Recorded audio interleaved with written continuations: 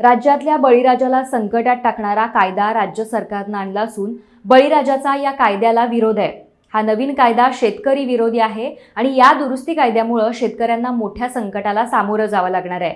शेतकऱ्यांच्या असलेल्या जमिनींची ही सहजच विक्री होणार आहे। त्यामुळे शेतकऱ्यांच्या हिताचा विचार करून हा कायदा रद्द करावा असा हल्लाबोल आता राज्यात पाहायला मिळतोय। ही नेमकी काय घडामोड आहे जाणून घेऊयात। गोव्यातील शेतजमिनीचं हस्तांतरण निर्बंध दुरुस्ती विधेयक काही सूचनांनंतर आणि विरोधकांच्या गोंधळानंतर विधानसभा अधिवेशनात मंजूर करण्यात आलं। दरम्यान हा गोवा कृषी जमीन हस्तांतरण निर्बंध कायदा मंगळवारी दिनांक 18 एप्रिल पासून लागू करण्यात आलाय। राज्य महसूल खात्यातर्फे शेतजमीन विक्रीवर निर्बंध आणण्यासाठी विधानसभेत दुरुस्ती विधेयक मांडण्यात आलं।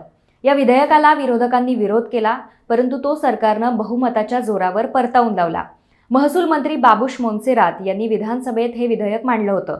त्यात जमीन खरेदी करणाऱ्याला 3 वर्ष पूर्ण शेती करण्याची अट घालण्यात आली होती। जर 3 वर्ष संबंधितानं शेती केली नाही तर ती जमीन ताब्यात घेतली जाईल अशी दुरुस्ती या विधेयकामध्ये आहे। या विधेयकावर आमदार विजय सरदेसाई यांनी आक्षेप नोंदवलाय। सोबत सगळ्या विरोधी आमदारांनी वेलमध्ये जात या विधेयकाला विरोध केला होता। तरीही अखेर या गोंधळात हे विधेयक मंजूर करण्यात आलं। हा कृषी जमीन हस्तांतरण कायदा शेतकऱ्यांसाठी मारक आणि अन्यायकारक आहे। त्यामुळे राज्यपालांनी हा कायदा त्वरित रद्द करावा, अन्यथा गरज पडल्यास त्याविरोधात राज्यभर आंदोलन छेडण्यात येईल। प्रसंगी या कायद्याला उच्च न्यायालयात आव्हान देऊ असा इशारा गोवा कुळमुंडकार संघर्ष समितीने राज्यपाल PS श्रीधरन पिल्लई यांना काल निवेदन दिल्यानंतर दिलाय। मंगळवारपासून हा कायदा लागू झाला असल्यामुळे या विरोधात राज्यातले कुळ आणि मुंडकार आक्रमक झाले आहेत। त्यांनी राज्यभर या कायद्याची माहिती शेतकऱ्यापर्यंत पोहोचवण्यासाठी पावलं सुद्धा उचलली आहेत। कुळ मुंडकारांच्या जमिनी आता भाटकारांच्या ताब्यात देण्यास सरकार संधी शोधत होतं। त्यांच्यावर या भाटकारशाहीचा दबाव असल्यानं हे विधेयक आणण्यात आलं होतं। या कृषी जमीन हस्तांतरण कायद्याला विरोधकांकडून जोरदार विरोध होऊनही सरकारनं बहुमताच्या जोरावर ते विधानसभेत मंजूर केलंय। हा आरोप संघर्ष समितीचे संघटक दीपेश नाईक यांनी केलाय। महत्त्वाचं म्हणजे यात आता विरोधकांवरही टीका केली जातेय।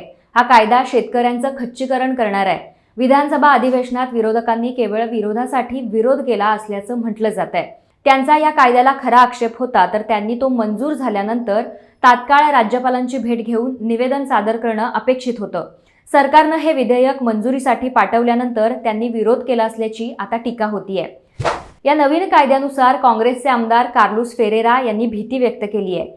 कृषी जमीन हस्तांतरण कायद्यात अनेक त्रुटी असून कुणीही शेतकरी म्हणून दावा करून या जमिनी खरेदी करू शकतो, मात्र तसा उल्लेख कायद्यात नाही। तसंच राज्यातील भातशेती जमिनी वाचवण्यासाठी त्या परप्रांतीयांना विक्री करण्यात येऊ नयेत, त्यामुळे या देशातील कोणीही शेतकरी त्या खरेदी करू शकतो। त्यामुळे या नवीन कायद्याच्या रूपात राज्यात फार्म हाऊस संस्कृती येईल अशी भीती काँग्रेस आमदार कार्लोस फेरेरा यांनी व्यक्त केली आहे। कुळ मुंडकारांनी मागील 2 वर्ष जमिनी कसल्या नाहीत, तर त्या जमिनी भाटकारांच्या घशात घालण्याचे हे षडयंत्र आहे।